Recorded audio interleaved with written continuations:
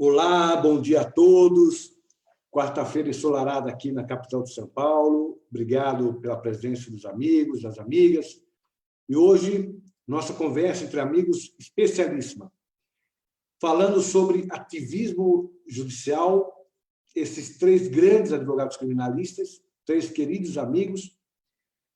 Pier Paolo Bottini, bom dia, querido amigo. Obrigado por aceitar o convite, estar conosco hoje. Fábio Toffichi, outro grande advogado. O Augusto, também queridíssimo, um excelente advogado criminal. Bom dia a todos, obrigado mais uma vez por estar conosco nessa nossa conversa, efetivamente uma conversa entre amigos. Pierre, bom dia, querido. Começa por você. Você que entrou mais cedo, está mais tempo acordado, está animado. Vamos lá. Obrigado, Marcos, nosso sempre presidente da Ordem dos Advogados do Brasil, que, além de ser um grande advogado, fez um brilhante trabalho à frente da nossa instituição. Quero agradecer pelo convite. Meus amigos Fábio Toffichi, Augusto Botelho, enfim, com quem eu, além de ter muita admiração, eu fico muito à vontade de fazer esse bate-papo com vocês, porque além de colegas de profissão, estamos entre amigos. Então, fico muito confortável de estar aqui com vocês. Rapidamente, eu não sei em quanto tempo, mais ou menos, você está pensando, mas da gente falar cada um, como é que vai ser a dinâmica? É uma conversa, Pierre. Vamos conversando, vamos dialogando. Vocês estão com a palavra, vamos conversando com vocês. Nós temos uma hora de live. Tá bom, então eu vou falar rapidamente, até para jogar a bola aqui, tá? E aí a gente vai conversando. Mas quando você disse que a gente falaria sobre ativismo judicial, eu fui buscar algumas reflexões que eu tive da época que eu tive na Secretaria de Reforma do Judiciário do Ministério da Justiça. E a gente teve alguma atuação e pensou muito a respeito desse novo equilíbrio de forças entre o poder judiciário e os outros poderes no Brasil, né? E de várias conversas que a gente teve, o que sempre me pareceu muito claro, fazendo uma rápida análise histórica de tudo isso, é que por muito tempo a gente teve uma primazia do poder executivo e do poder legislativo, né? E isso eu acho que remonta um pouco até para ir bem para trás, da Revolução Francesa, né? Então você tem a Revolução Francesa, naquele momento há uma mudança grande de regime, o parlamento passa a ser o poder mais proeminente e o poder judiciário, que era o poder mais identificado com a monarquia, com o velho regime, ele acaba sendo colocado de lado, visto com desconfiança, né? Então, é a época do positivismo jurídico, todo o poder ao parlamento, a lei tem que regulamentar tudo, a ideia é deixar o menor espaço possível para a interpretação judicial, né? A gente tem em Portugal a lei da boa-razão, que praticamente proibia a interpretação judicial, a gente tem o Código de Napoleão, que dizia que o juiz é a mera boca da lei. Então, isso reflete muito a desconfiança que se havia do poder judiciário. Isso vai dessa forma até o pós-Segunda Guerra Mundial, quando se percebe que o poder legislativo e a ideia da legalidade, ela não oferece tanta segurança jurídica assim, na medida em que várias atrocidades foram cometidas sem a violação do próprio princípio da legalidade. Então, começam a se buscar os sistemas políticos e jurídicos de todo o mundo algum porto seguro na qual ancorar o respeito aos direitos humanos, o respeito aos direitos fundamentais, que não fosse só o poder legislativo, algo para além do positivismo, né? Então, volta a se falar um pouco no direito natural ou nos direitos universais do homem. Enfim, nesse momento, o Poder Judiciário, de alguma forma, volta a ganhar força e proeminência. Então, a partir desse momento, surgem os sistemas de controle concentrado de constitucionalidade, né? E isso, no Brasil, ele começa a ganhar força. Então, a gente percebe que pós-Segunda Guerra Mundial, as atribuições, a competência do Poder Judiciário, elas começam a crescer, né? Então, a gente percebe que, em primeiro lugar, pelo Legislativo, que começa a fazer cada vez leis mais indeterminadas, leis mais abertas. A gente aprovou uma Constituição que é uma Constituição carregada de políticas sociais, portanto, ela leva o Poder Judiciário a ter um papel maior, mais proeminente. E a gente começa a ver que, aos poucos, o Poder Judiciário vai ganhando instrumentos, inclusive, para exercer uma espécie de protagonismo político que ele não tinha antes. Seja para corrigir excessos ou inconstitucionalidades do Poder Legislativo, seja para ele mesmo implementar, esponte própria, políticas públicas. Então, a gente vai ver que, a partir da Segunda Guerra Mundial, isso no Brasil é muito claro, né? Então, em 1969, cria-se a ação direta de inconstitucionalidade. No começo, só a PGR podia usar isso em sistemas de intervenção federal.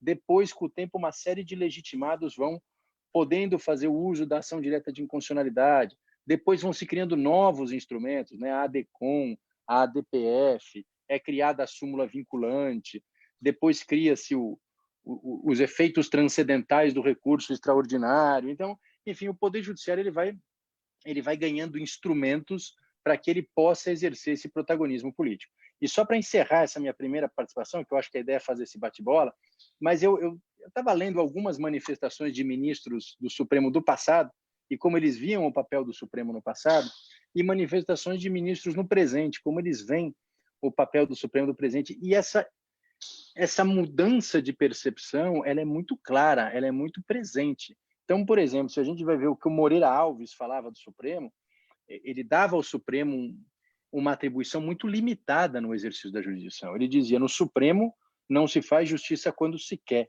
se faz justiça quando se pode. Ou seja, ele deixava muito claro que, e principalmente quando eles discutiam o mandado de injunção, eles não podiam ir muito além daquilo. O Aliomar Baleiro falava, olha, quem se queixar da justiça da lei, que vá às eleições e substitua deputados e senadores. A discussão para isso é política, não é jurídica. O Epsácio Pessoa dizia, o debate que a gente faz no Supremo é limitado à Constituição como ela é, e não como ela deveria ser. Se a gente pegar hoje, só para encerrar, mas o que o ministro Barroso, por exemplo, ele disse recentemente, e num livro muito, muito interessante do Felipe Recondo sobre o Supremo, e ele diz em determinado momento, tudo que é correto, justo e legítimo deve encontrar caminho no direito. Então, no fundo, o que ele está dizendo veja, nós aqui, independentemente da lei, nós temos um papel de fazer política pública que entendemos justos, ainda que haja um empecilho da lei, ainda que haja um empecilho da questão constitucional. Então, a gente vê que o Supremo, diante dessa nova configuração, tomou uma série de medidas que, no fundo, mostram que ele é um efetivo agente de política pública. Eu acho que aí a gente pode discutir todas essas medidas, a legitimidade ou a não legitimidade. Mas eu só queria fazer essa introdução, Marco, para dizer um pouquinho, se a gente olhar numa perspectiva histórica, a gente vê que a desconfiança da atribuição do Poder Legislativo levou ao Judiciário a ser um novo porto, uma espécie de porto seguro para evitar excessos do Legislativo. Isso no começo. E aí, evidentemente, quando a gente fala de exercício de poder, ninguém é comedido no exercício de poder. E quando eu atribuo esse poder ao Judiciário, ele, então, faz uso desse poder inicialmente como corretor de excesso do Poder Legislativo, mas ele vai, então, aumentando, vai crescendo, e no momento presente ele acaba sendo um formulador de políticas públicas, não só no Brasil, mas em vários países do mundo. Isso não é um fenômeno brasileiro. Depois a gente pode dar vários exemplos de discussões nos Estados Unidos ou na Europa muito parecidas com aquela que nós estamos fazendo aqui. Mas, enfim, eu só queria fazer essa primeira introdução de 10 minutinhos para levantar a bola e para que a gente possa fazer um debate aqui. Perfeito. Eu fazendo a anotação aqui das pessoas que estão conosco, aqui diversos amigos, Flávio Machete, de Casa Branca, a Fábia Maruco, a Patrícia Bravanel, a Marina Medalha, da Lapa, o Luciano Quintanilha de Almeida, o Afonso Lopes, o Gabriel Perucci, o Gilberto Cavalcante Ferreira, o João Milano de Araraquara, Elaine de Almeida, o Gilberto de Goiânia, o Gabriel Perucci, que é de Santa Catarina, a querida amiga Mariana Arteiro. E, Augusto, pegando essa linha do Pierre, que eu particularmente concordo com ela, nós tivemos essa semana uma conversa com o Michel Temer aqui. Eu comentava, não de forma tão profunda ou tão distante como o Pierre nessa construção que ele fez, mas mais recente, pegando o Pierre como referência à Constituição de 88. E lembrando que a Constituinte de 88, as discussões nasceram de um final da ditadura militar, onde o poder executivo era muito forte. E a Constituinte claramente se preocupou em fortalecer os dois outros poderes, o legislativo que começa na nossa Constituição como o primeiro poder a ser mencionado na estrutura dela dos poderes, e o Poder Judiciário. Então, numa visão muito igual ao Pierre, de que o que se buscou foi tentar, ao fortalecer os demais poderes, diminuir o poder que levou muitas vezes o Brasil, em outros países, mas o Brasil, ao autoritarismo quase que absolutista por parte do Poder Executivo. Augusto? Bom, primeiro, bom dia a todas e todos. Presidente Marcos, obrigado pelo convite. É um prazer estar aqui conversando com vocês, ainda mais com dois amigos tão queridos como o Pierre e o Fábio, que eu não vejo pessoalmente há tempo. Então, fica aqui o meu abraço virtual a vocês, com saudade dos nossos encontros pessoais. Eu acho esse tema, presidente, extremamente relevante, porque o ativismo judicial, e vamos pensar mais no Supremo Tribunal Federal agora, que eu acho que neste momento é o que mais importa, me preocupa. Já me preocupava no passado, e com o protagonismo que o Poder Judiciário vem assumindo em razão da pandemia, isso me preocupa mais ainda. Eu não vou fazer aqui um apanhado nem histórico, nem dogmático sobre o ativismo judicial, mas eu gostaria de trazer uma reflexão um pouco mais prática, pegando o gancho da fala do Pierre em relação a essa afirmação do ministro Barroso, que eu acho que é um expoente em ativismo judicial dentro do Supremo, o ministro Barroso. Quando ele fala, então, que o tribunal pode adotar e planejar políticas públicas justas. Eu acho essa palavra extremamente marcante nessa discussão, porque, de fato, elas podem ser justas. Numa primeira análise, num primeiro momento, e dependendo da política ou dependendo do tipo de proatividade que o judiciário tenha, ela é justa quando ela se alinha, de certa forma, ao pensamento que eu, vocês ou outros colegas podem defender. O que me preocupa é que esse conceito de justa, ele é amplo demais. E o que é justo hoje para alguns pode não ser tão justo amanhã para outros. Então, esta preocupação que eu sempre acho que nós devemos ter, que é no momento em que se aplaude um ativismo judicial do Poder Judiciário, porque aquela pauta ou aquela causa ou tema nos interessa, por assim dizer, ou eles estão, de alguma forma, perfilados ali com um entendimento corroborado por nós, há um aplauso, há um apoio, há um incentivo. O meu receio é que isso se torne uma dinâmica tão diária e tão normalizada que no momento que uma pauta não vem atender, por exemplo, critérios básicos da nossa Constituição, seja tarde demais para a gente rever esse tipo de iniciativa. Então, essa é a primeira preocupação que eu tenho. A segunda preocupação, e que ela é um pouco derivada desse momento que a gente vive, é quando o protagonismo do Poder Judiciário, ele, apesar de necessário num momento como esse, ele foge do controle. E que controle é esse? A gente poderia falar que controle é o bom senso, controle é a lei, controle é a Constituição, mas muitas vezes esse controle é muito difícil de ser feito por um dos problemas, e isso que eu queria ouvir o Fábio, o Pierre e você, presidente, em relação a isso, que eu acho, isso é uma coisa que me incomoda bastante e que ela passa pelo ativismo judicial, certamente. São decisões monocráticas de ministros e desembargadores que cerceiam recursos, liberdades, temas e pautas, simplesmente com uma decisão isolada, monocrática, e que muitas vezes impede desde sustentações orais, desde discussões no colegiado, mas o conhecimento de causas extremamente importantes. Eu acho isso uma forma, a decisão monocrática, ao fim e ao cabo, ela é uma forma de ativismo judicial, porque ela impede o colegiado de decidir.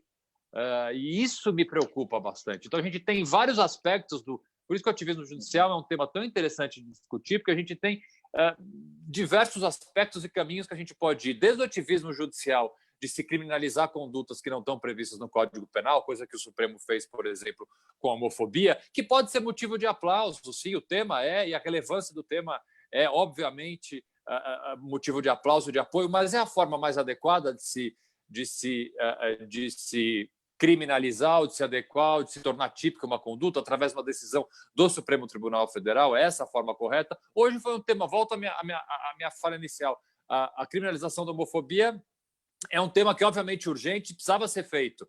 Então, hoje a gente concorda, porque o tema a gente concorda, mas e amanhã se criminalizarem uma conduta, vamos lá, a consulta do advogado, vamos aqui elocubrar, se criminalizarem uma conduta através do Supremo Tribunal Federal, que não seja uma conduta necessariamente típica, que tenha que ser criminalizada. A gente passa muito tempo normalizando esse tipo de postura, porque a postura e porque o tema é de apoio, nos interessa. Então, tem esse tipo de ativismo judicial que eu acho preocupante, e tem o outro tipo do ativismo judicial, que, para mim, essas decisões monocráticas nada mais são do que um ativismo e aí uma forma de julgar que foge completamente ao espírito dos tribunais e ao espírito dos colegiados. Então, eu queria deixar esses dois, pegando o gancho do Pierre, do Justo, do ministro Barroso, e essas duas possibilidades e vertentes de um ativismo judicial para a gente conversar um pouquinho. Fábio, bom dia. Fábio, nós damos sorte. Fábio estava despachando, estava aproveitando o processo eletrônico para despachar hoje com o ministro. Isso é uma curiosidade trazida pelo processo eletrônico. Presidente, ele fala isso sempre. Olha, eu quero ver o vídeo do despacho. Quero ver qual é o número do recurso. Parece que ele conseguiu eliminar já. Ele fala isso. Você estava despachando com o ministro até agora. Daqui a pouco ele vai abrir a porta e sair e falar que o ministro está ligando para ele. O Fábio, há 20 anos eu conheço isso aí. Viu? O Fábio não funciona nada, porque o Fábio é mais jovem, né? Então ele conhece mais tecnologia do que eu. Né? Então, para ele é fácil despachar. Para mim é difícil conseguir entrar no site, descobrir onde é o despacho. Mas é uma questão de idade, de geração, né, Fábio? Fábio, bom dia. Bola está com você. Eu queria reforçar, só me permita reforçar e dar um olhar especialíssima nessa decisão do Supremo que criminaliza a homofobia e a transfobia, fugindo daquilo que eu, pelo menos, aprendi na minha faculdade em 35 anos de profissão, que é a possibilidade de se criar um tipo penal por interpretação jurisprudencial. Fábio, a bola está com você. Obrigado. Bom, para mim é um prazer enorme estar com vocês aqui. Marcos, um querido amigo, como o Pierre já destacou, o nosso eterno batonier. Pierre e Augusto, um prazer estar aqui pela nossa amizade e uma honra estar dividindo essa tribuna virtual aqui com vocês, essa mesa virtual com vocês. O Pierre introduziu bem, trazendo aí um panorama histórico, né? Uma reflexão contextualizada em alguns momentos da história. O Augusto depois trouxe um pouco das questões que a gente vive no momento, os dramas atuais, principalmente no Supremo. Então, eu me sinto muito à vontade agora para entrar no tema. Eu concordo com o que o Augusto falou agora há pouco, e que, de certa forma, o Pierre também já introduziu. A gente precisa definir um pouco o que é ativismo judicial, né? Porque a gente tende a chamar de ativismo judicial tudo aquilo que o Supremo decide e a gente não concorda, né? As decisões que nos agradam são corretas, as que nos desagradam são... O Bolsonaro é o maior exemplo disso, né? Quando o Supremo suspendeu o decreto de indulto, eu não vi o Bolsonaro ou o partido dele virem reclamando que o Supremo estava se imiscuindo na esfera de outro poder da República. Por quê? Porque eles são contra o indulto, né? O Bolsonaro foi o primeiro presidente da história republicana, talvez, ou das últimas décadas, a não editar um decreto de indulto, né? Ou quando o próprio ministro Toffoli suspendeu todas as investigações policiais sobre lavagem de dinheiro, também não houve reclamação do presidente Bolsonaro, porque o pedido tinha sido formulado pelo próprio filho, né? Mas aí, quando vem o Supremo e decide proibir a nomeação do delegado-geral por vício de finalidade, é um ativismo, é uma interferência indevida. Então, e o Bolsonaro aqui, ele reflete um pouco a visão do cidadão comum. O cidadão também tende a olhar para o Supremo e aplaudir aquilo que ele gosta e reprovar aquilo que ele não gosta. Então, a gente precisa, eu acho que, definir um pouco o que é uma interferência em outros poderes legítima e que cabe ao judiciário fazer, né? O judiciário ele deve fazer o controle de legalidade dos atos administrativos do presidente do Congresso Nacional e do presidente da República, senão quem vai fazer? Né? Então, às vezes, também eu acho que o ativismo ele se coloca muito, se confunde com decisões corretas ou equivocadas. Ainda que a decisão do Alexandre de Moraes, por exemplo, esteja aqui, sem entrar no mérito dela, que é uma discussão que talvez eu não esteja nem credenciado a fazer, mas ela me parece que ali me parece que a discussão pode ser se ele acertou ou se ele errou. Se a decisão está certa ou se ela está errada. O que não necessariamente importa dizer que estamos tratando de ativismo judicial. O que me parece, e aqui o Pierre foi muito feliz nessa sua introdução, o Yuval Harari, esse jovem historiador israelense, ele diz que não tem justiça na história, né? O que é uma frase impactante, mas ela pode gerar alguns perigos, né? Porque se não tem justiça na história, então a gente quer dizer que os nossos tataranetos olharão para nós e olharão para o regime escravocrata da mesma forma, não é? Olharão para o Estado de Direito de hoje, ou daqui a 500 anos, o Estado de Direito de hoje vai ser olhado e tratado na história como um Estado nazista. Então, me parece que o momento histórico também diz muito do que a gente deve aceitar em termos de ativismo. Um juiz rebelde no século XVIII, que resolvesse, contra a lei, contra o ordenamento jurídico, soltar escravos, por exemplo, ele pode se comparar com o juiz rebelde que, por exemplo, o Moro representou, ou que outros juízes representam, no momento de justificar a aplicação de uma lei de forma mais heterodoxa, ou de caçar liberdades sob o pretexto de buscar um justo? Me parece que não. E por quê? Isso não é possível de se afirmar, porque a gente vive hoje aquilo que Norberto Bobbio muito bem chamou de a era dos direitos. A gente não vive mais o Estado escravocrata do século XVIII ou do século XIX. Nós temos uma Constituição Federal hoje contemplando todas as liberdades humanas possíveis. Se ela se efetiva no plano real, é outra história.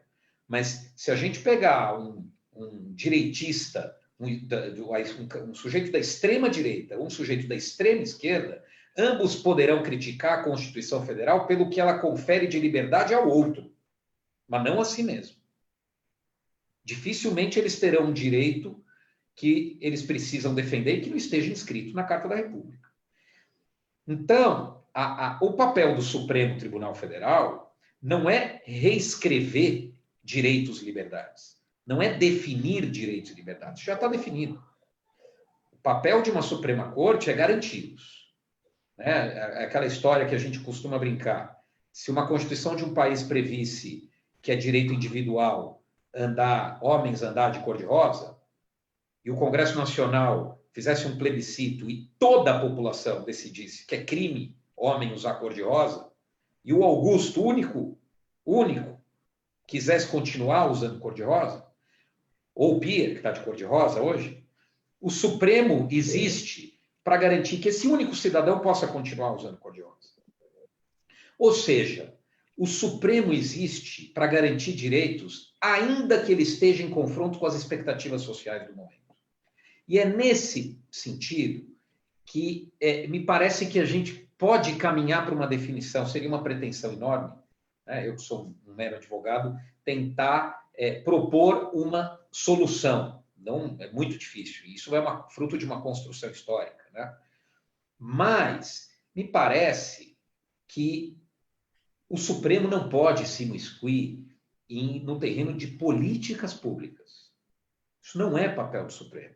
Porque política pública ela precisa ter legitimação democrática.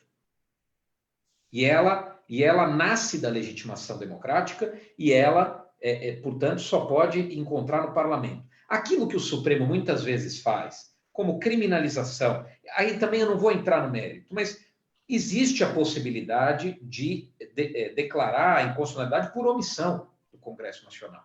Portanto, isso está dentro da competência do Supremo. Aí podemos discutir se, num caso concreto, isso havia ou não havia, mas aí é casuísmo. Aí é casuísmo. Mas compete ao Supremo declarar, dar provimento, né, ou jogar procedente uma ação declaratória de inconstitucionalidade por omissão do Parlamento. Né? E veja que ali não era uma expectativa social, porque se fosse uma expectativa social, o Parlamento já teria criminalizado há muito tempo. O que o Supremo fez ali? Garantiu o direito de uma minoria, de ter o bem jurídico vida, de ter o bem jurídico integridade física, resguardado por um órgão judicial, numa situação em que o processo político e democrático jamais faria. Esse é o papel de uma Suprema Corte. É a mesma coisa que ele fez no caso da união homoafetiva. Se fôssemos depender, numa sociedade conservadora como a nossa, se fôssemos defender do processo político, jamais isso seria aceito. Não é? Agora, a união homoafetiva viola o direito de alguém? Alguém, um religioso, alguém mais conservador, poderá dizer, viola o meu direito de não viver num país onde uma promiscuidade dessa é tolerada. Ele está confundindo o direito com a expectativa social. Ele não tem este direito. Esse direito não lhe está garantido na Constituição Federal. De viver num país em que o outro não possa se casar com uma pessoa do mesmo gênero. Ele não existe. Então, percebemos aí, então, que não há um ativismo. Ativismo seria o oposto. Seria, por exemplo, quando alguns ministros do Supremo reescrevem um artigo da Constituição Federal que era literal, no caso da presunção de inocência, e aí numa situação oposta, para satisfazer uma expectativa social do momento. Isso não é papel do Supremo. Então, para concluir essa minha primeira fala, se eu pudesse resumir isso que eu estou falando, o papel de uma Suprema Corte, como bem disse aqui o Pierre, reproduzindo uma frase do Moreira Alves, é fazer justiça quando dá, não é? Não é quando quer. O Supremo, é óbvio que os homens, a justiça é feita por homens, muito embora a Constituição só peça notável saber jurídico e os concursos para juiz não façam teste de senso de justiça, não é? Se o juiz servisse para aplicar a justiça, os testes, os concursos públicos fariam um exame do que ele pensa sobre o mundo, de como ele lida com as questões da vida. Concurso para juiz não testa isso. Então, quem entra no cargo de juiz não está credenciado a julgar de acordo com a sua visão de mundo. É proibido, aliás, de fazer isso. Ele só entrou lá porque ele estudou, aprendeu e está tendo este conhecimento jurídico testado. Ele é um especialista, como o nosso médico, como o nosso odontologista, como o nosso veterinário. É aquele sábio ignorante de que falava Ortega y Gasset, não é? Ele não é um oráculo que vai nos guiar. Então, a Suprema Corte Judiciária, ele pode avançar, às vezes, além do texto legal e constitucional? Pode, se for para se dobrar a favor das liberdades. O judiciário se dobra a favor das liberdades, nunca para restringi-las, nunca para limitá-las. Não é? Então, eu acho que esse pode ser um guia, um norte, para a gente entender o que é ativismo, do que não é, do que é a expansão, do que é a oxigenação de uma liberdade individual que fica sufocada pelo processo político e não veria a luz do sol se não fosse o Supremo. Daquelas situações em que é o oposto, em que o Supremo visa restringir liberdades, formular políticas públicas para atender os anseios do momento. Acho que, por enquanto, era isso. Muito bom. Pierre, antes de passar para você, só registrar a presença entre nós do querido João de Araújo, Sorocaba, Irene de Almeida, Carla Baralhas, que faz um comentário: ativista social, quando mal usado, não serve ao direito à justiça. O João Milano, que tinha comentado, Araraquara. A Gisele Ferrori, querida amiga, foi diretora da Ordem na nossa gestão, de Jundiaí. A Nessina Costa, a Ariana Gil, o José Antônio Carvalho, Quinarino de Taubaté, o Marazzi, o Teto Valim, o Constantino Salvatore, a Maria Vidal da Lapa, Henri Ducler, querido amigo Campinas, a Sônia Flugre, de São Paulo, o Luiz Fernando Della Barba. Enfim, eu vou depois a Rosa Ramos, o Gilberto Bertolini, o Duarte de Piranga, um monte, o Álvaro de Andradina, o Gustavo Macedo Ribeirão Preto, o querido amigo Júlio Oliveira, e aí eu vou falando e mencionando os demais na sequência. Pierre, bola com você de volta. Tá bom. Obrigado, Marcos. Quero dar um abraço em todo mundo também que tá nos assistindo. Alguns dos nomes que você mencionou eu até conheço, queria também reiterar esse abraço. E, no fundo, eu acho que todo mundo tem um pouco essa mesma visão de que o ativismo judicial, e, enfim, no Brasil ele é até potencializado por uma série de instrumentos legais, e a questão é a gente definir contornos, definir balizas para isso, que eu acho que foi um pouco que o Fábio tentou fazer, e o próprio Augusto, quando falou aqui, inclusive, de um tema concreto muito grave, que é a decisão monocrática, né?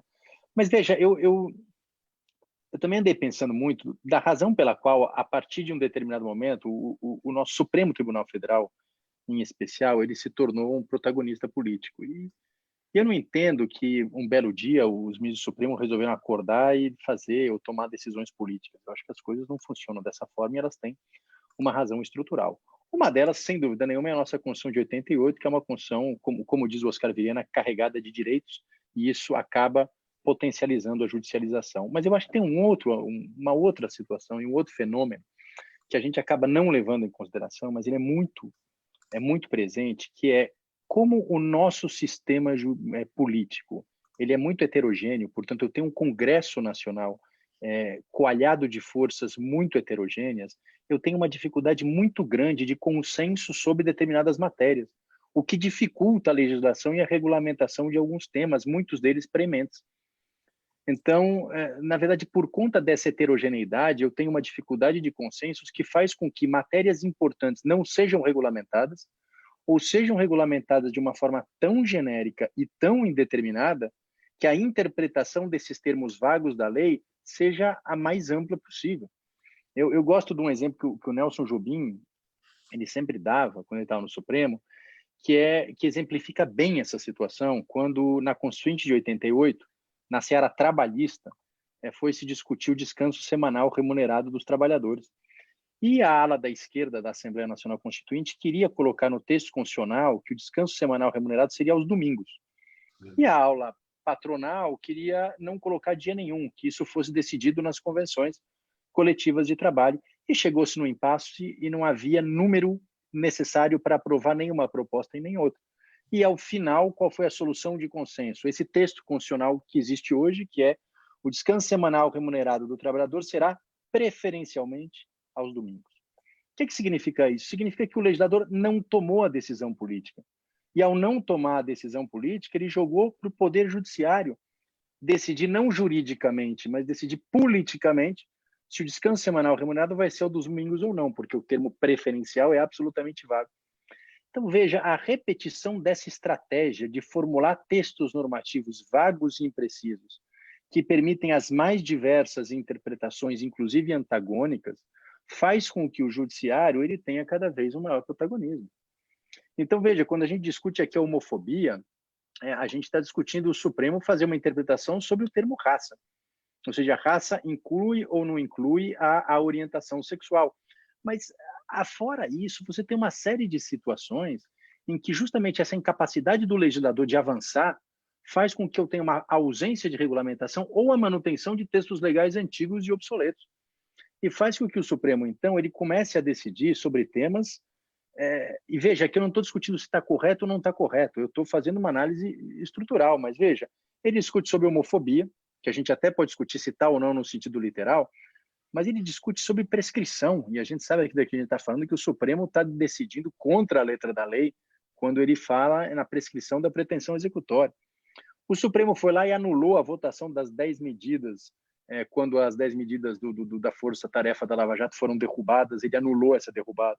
Ele anulou a cláusula de desempenho dos partidos políticos, tratou da união homoafetiva. Eu anotei alguns aqui, mas o aborto, a vedação da doação de campanhas eleitorais de empresas, ou seja, isso foi decidido pelo Poder Judiciário.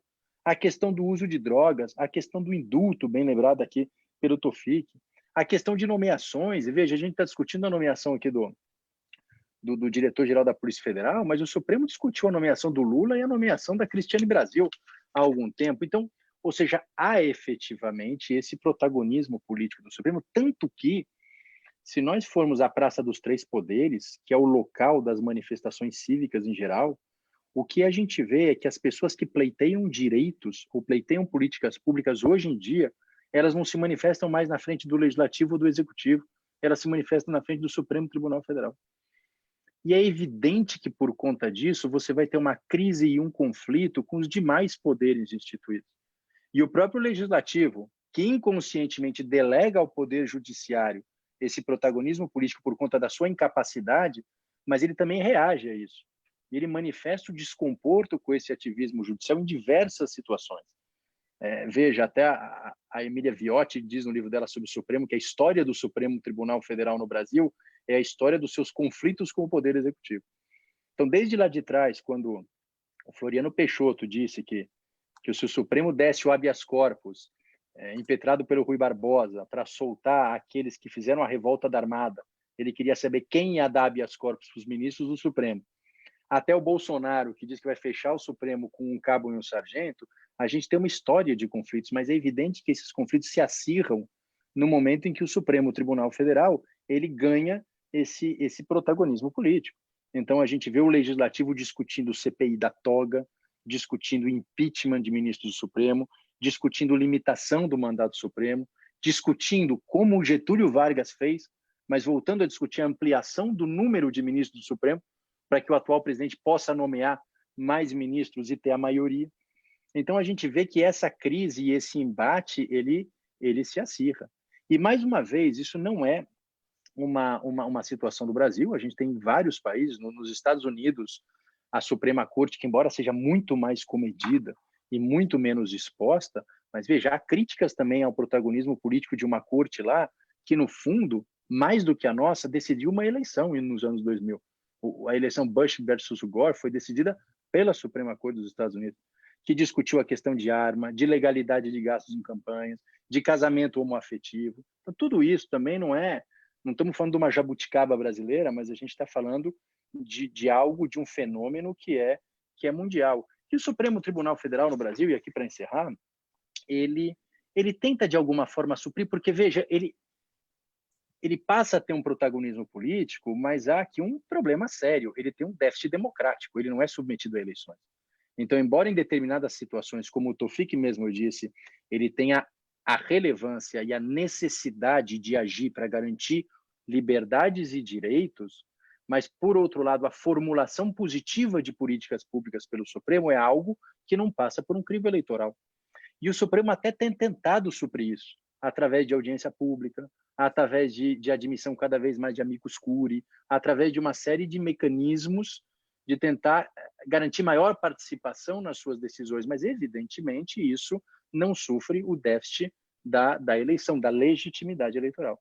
E o resultado disso, e aqui só efetivamente para encerrar, a gente vê na prática, ou seja, essa politização do judiciário, em primeiro lugar, ela cria um fenômeno que, para mim, é muito evidente, são os juízes que deixam a magistratura para se candidatar ou para exercer cargos políticos. Isso não é uma novidade, eu não estou falando só do Sérgio Moro, eu estou falando do ministro Nelson Jobim, que saiu do Supremo para exercer cargos políticos, embora ele já tivesse existido antes, e não vai aqui nenhuma crítica, é só uma constatação.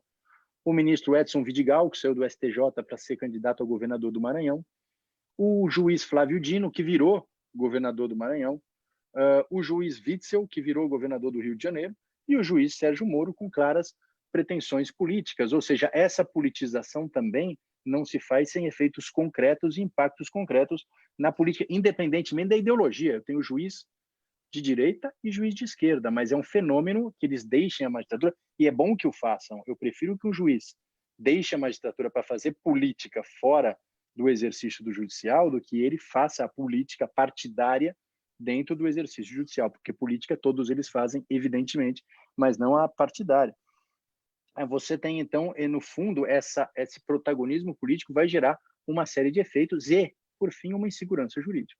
Porque se o Poder Judiciário ele passa a decidir de forma política, eminentemente política, e não técnica jurídica, claro que puramente técnico é impossível, mas eminentemente política, isso vai trazer uma insegurança jurídica, porque os critérios, os parâmetros, eles deixam de estar pautados na lei. Então, efetivamente, dá uma sensação de insegurança jurídica muito maior. Mas, enfim, eu encerro a minha participação por aqui. Eu queria muito agradecer de novo, Marcos, por esse bate-papo. Eu queria cumprimentar meus amigos Fábio e Augusto. É sempre um prazer e uma delícia discutir esses temas com vocês. Obrigado, Pierre. Augusto, dois pontos, dando sequência ao que disse o Pierre. Meu sogro tem 102 anos de idade, é advogado a vida inteira, formado em 45, a OAB dele é 5.000, alguma coisa. Pai magistrado de carreira, ele viveu a vida inteira, a vida dele é ligada ao direito, o irmão foi o presidente com mais tempo de presidência no Instituto de Advogados de São Paulo, família da minha sogra também, e o meu sogro, o dia que saiu a emenda 45, criando o CNJ e alterando, enfim, a composição da estrutura da justiça, ele me disse: Marcos, estão levando política para dentro do judiciário. O judiciário não sabe conviver com política. É uma pessoa para ser ouvida, ele é um filósofo também, advogado, enfim. E, ao lado disso, a questão que acentuar um pouquinho mais essa questão do despacho monocrático e acrescentar isso o elemento da TV Justiça. O Pierre falou da questão da Corte Americana, ele não sabe sequer quem votou contra, não se identifica os votos. Antes, só falar, está conosco Alexandre Pereira da Silva, o querido Ricardo Yoshi de Assis, José Rocha Pinto, a Soleide Pereira de Suzano, o Zig Knett, o Gustavo Macedo de Ribeirão Preto, Afonso Salgado, José Rocha Pinto, a querida Renata Maris, Álvaro Gomes Neto, de Andradina, Levi Júnior, de Curitiba, Rosa Ramos, amiga, Marazzi, Alexandre Sá Domingos, grande liderança de Guarulhos, Rile, de Paula Ferreira, outro querido amigo. Desculpe, Augusto. Bom, o Pierre levantou a bola para um tema e que, Marcos, você cortou ela perfeitamente, que é justamente num aspecto que eu queria abordar, porque eu acho extremamente importante e mostra muito, ou pelo menos no meu ponto de vista, como nós chegamos no momento atual. Esse protagonismo e consequente ativismo judicial e um ativismo de políticas públicas, como bem falou o Fábio, do Supremo Tribunal Federal e do Judiciário como um todo, ele tem uma série de causas, mas eu insisto e eu faço essa análise já há muitos anos. Sou mais criticado do que elogiado em relação a essa minha análise, mas a espetacularização da justiça tem uma força e é uma das causas desse protagonismo até político, e político até partidário, que é, obviamente, um protagonismo político. Se a gente exclusivamente pegar a palavra político do judiciário, é natural que exista, mas quando a gente ultrapassa o protagonismo político e a influência política para uma influência partidária dentro do Poder Judiciário, isso é um problema. E eu acho que uma das causas, se não uma das maiores causas disso acontecer, é a exposição, muitas vezes pública e desnecessária, do Poder Judiciário. E não dá para falar disso se a gente não falar de TV Justiça. Eu sou um crítico bastante antigo e bastante firme do televisionamento ao vivo de julgamentos do Supremo Tribunal Federal. As críticas, quando eu faço esse comentário, são sempre as mesmas. Você não está querendo transparência, você quer que a justiça se afaste do povo. Não, muito pelo contrário. O Supremo tem... A publicidade é regra no processo penal, no processo e na Constituição. As portas do Supremo estão abertas, os julgamentos são públicos, são disponibilizados todos os acórdãos em sites, os processos, em regra, não são sigilosos. Então, a transparência se dá aí, o que é completamente diferente de você televisionar ao vivo um julgamento. É a única corte do mundo que faz isso. Agora, a Suprema Corte Americana começou a fazer algo semelhante, mas bem incipiente ainda, diferente do que a gente faz. A partir do momento que a gente coloca o julgamento do Supremo dentro da casa de todos os cidadãos leigos, do senhor e da senhora, que estão nos rincões do Brasil ali assistindo um julgamento, eles passam a fazer parte de uma torcida assistindo um julgamento, diferente de uma análise técnica, de uma análise com conhecimento técnico. Não que leigos não possam ter opinião, é evidente que podem ter opinião, mas não se refuta a ciência com opinião, não se refuta a jurisprudência, não se refuta a Constituição meramente com uma opinião. Precisa ter um mínimo de conhecimento para fazer isso.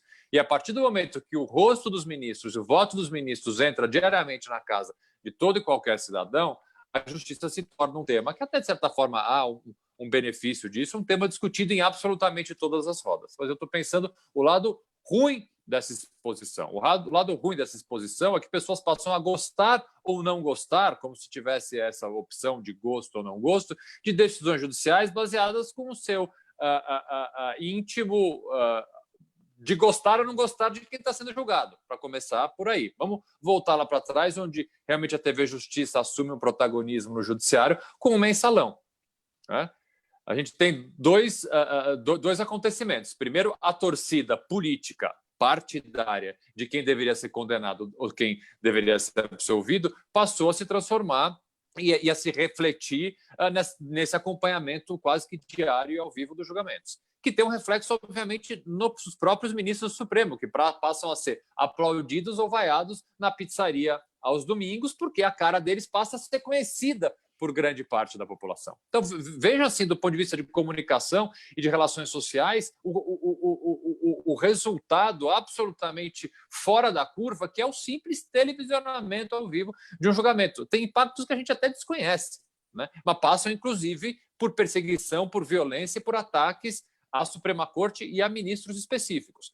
Depois, qual o outro reflexo dessa, eu vou chamar popularização, mas eu prefiro falar espetacularização realmente dos julgamentos? É que a imprensa, por ter que comentar esses julgamentos, porque esses julgamentos muitas vezes passavam durante horas ao vivo nos telejornais, principalmente depois dos canais aí de televisão, de TV fechada, que passam notícias 24 horas por dia, você precisa de conteúdo, você precisa de gente para comentar.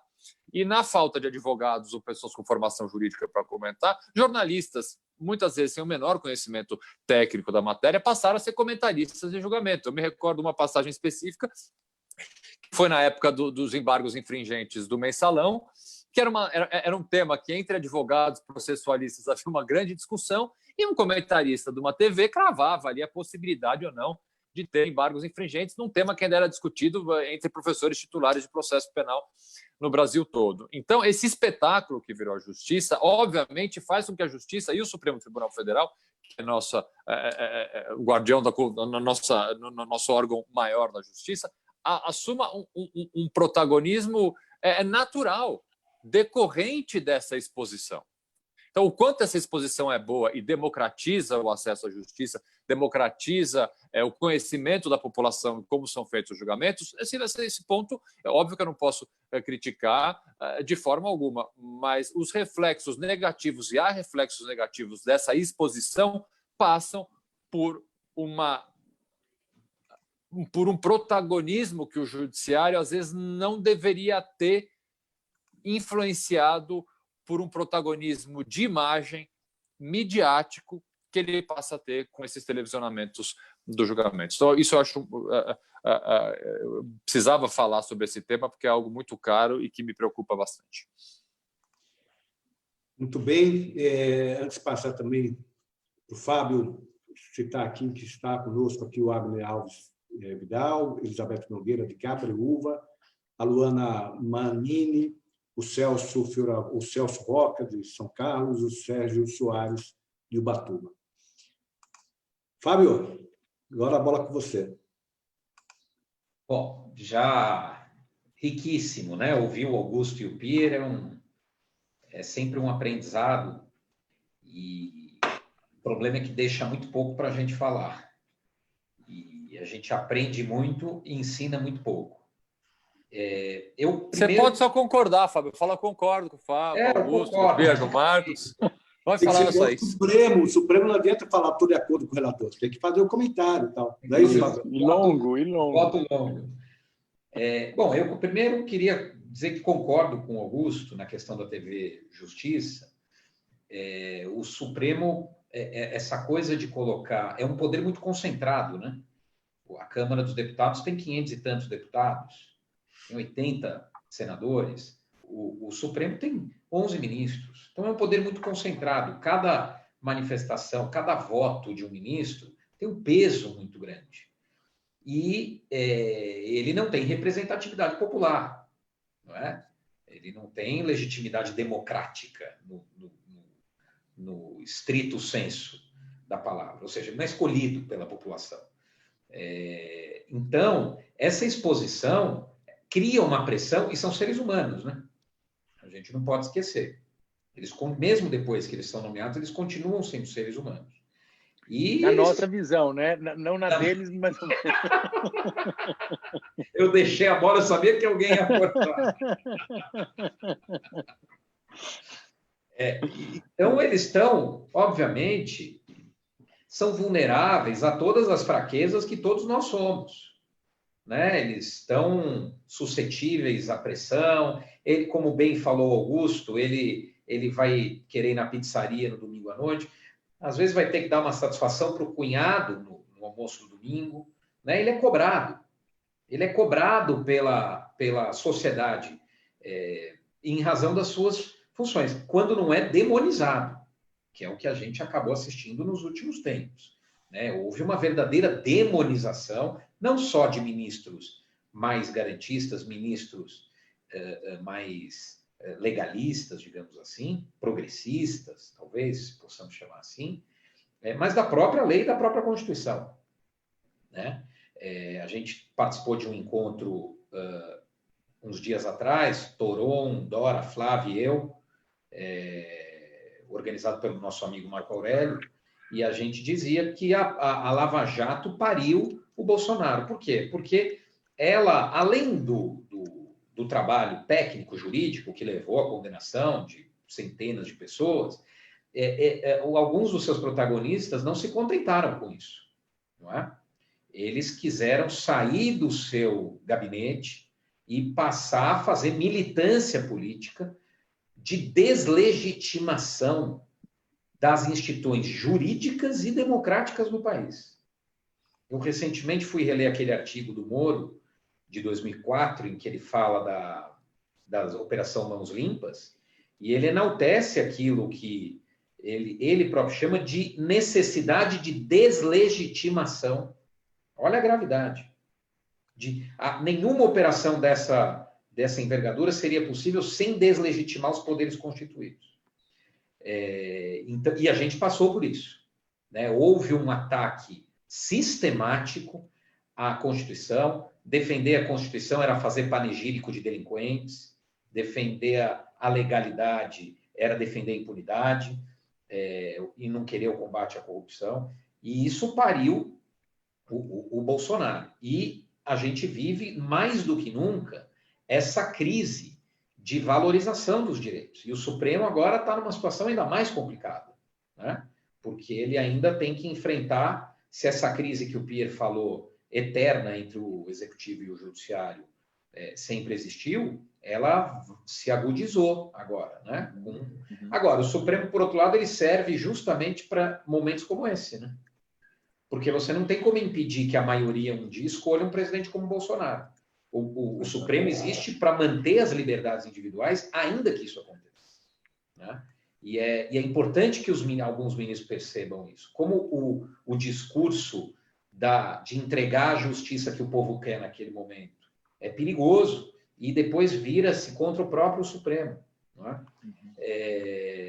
Eu fiz uma anotação aqui, acrescentando aos casos que você citou, Pierre, o próprio juiz de garantias, né? Sim. Que foi, numa canetada do ministro, teve a sua eficácia suspensa, e que o Bolsonaro também não reclamou, né? Muito embora ele tenha sancionado, ele não sancionou de muito bom, sancionou de nariz tapado, né?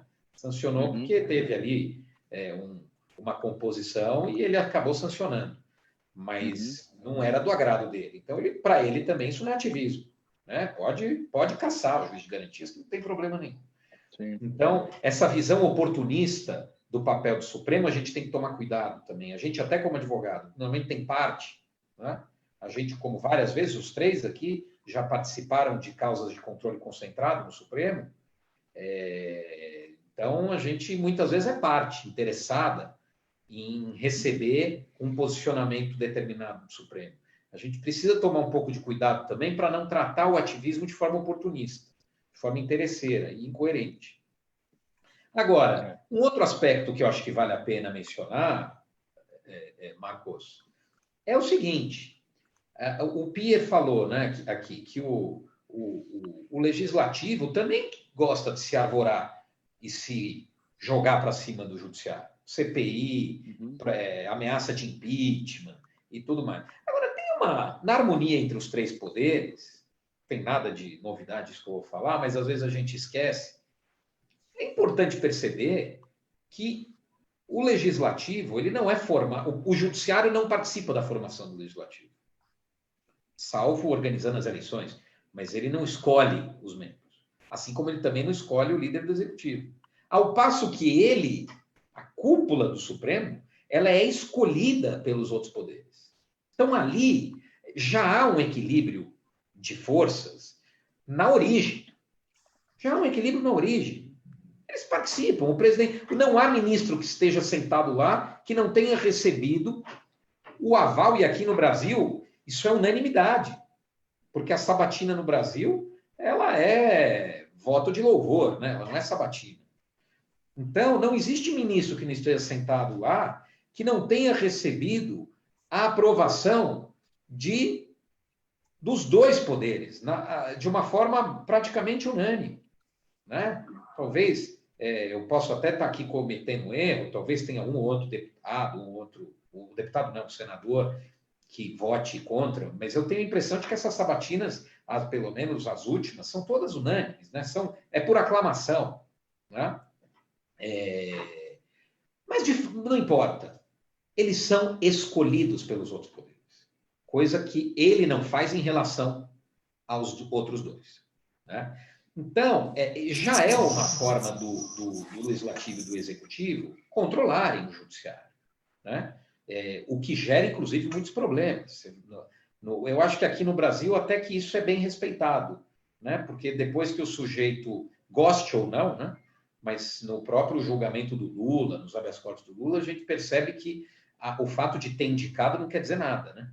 Os ministros que votaram a favor do Lula foram escolhidos por gestões passadas. Os que o Lula nomeou votaram contra ele. Então, eu acho que isso, de certa forma, é até bastante se desenvolve bem aqui. Nos Estados Unidos é muito mais marcado, né? Os democratas e os republicanos. O Supremo, ora é mais democrata, ora é mais republicano. Aqui não tem isso, né? Mas é uma interferência, se nós formos pensar, enorme do poder político, dentro de um poder que deve ser jurídico. Claro que o Supremo não é só jurídico, né? Aliás, nenhum juiz consegue ser só jurídico, né? Pensar a justiça, tem um linguista muito famoso, muito conhecido, que é o Noam Chomsky. Goste ou não goste das opiniões políticas dele, né? Porque ele é um cara bastante polêmico em termos de manifestação política, mas é talvez um dos maiores linguistas do mundo hoje, vivo. E ele diz que existem atividades humanas que são inerentes a nós e outras não. Então, a gente, por exemplo, nasce... A gente não nasce com capacidade para descrever em fórmulas matemáticas os fenômenos da física. É preciso séculos de genialidade para conseguir fazer isso. Mas a gente nasce com capacidade para dizer o justo. Todos nós, crianças com 5, 6 anos de idade, já tem uma certa capacidade para entender o que é o justo, o que é o injusto. E todo mundo acaba formando uma opinião sobre o justo própria. E não tem a certa, a errada, a verdadeira, a mentirosa. Né? É natural que seja assim. E a própria justiça, às vezes, convoca esse senso comum quando chama jurados para julgar crimes gravíssimos. Ela está dizendo que ela aposta e acredita nesse senso comum de justiça.